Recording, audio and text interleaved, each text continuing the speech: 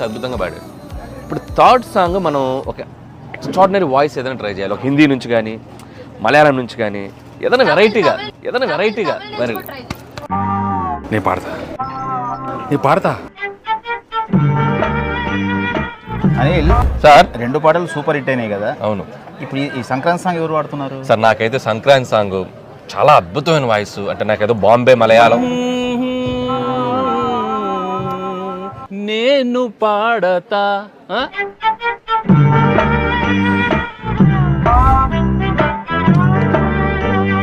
నేను పాడతా.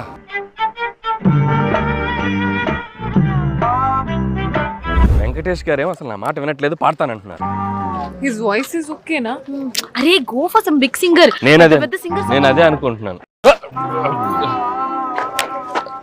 సార్ నేను పాడతా సార్ సార్ నేను పాడతా. Okay sir.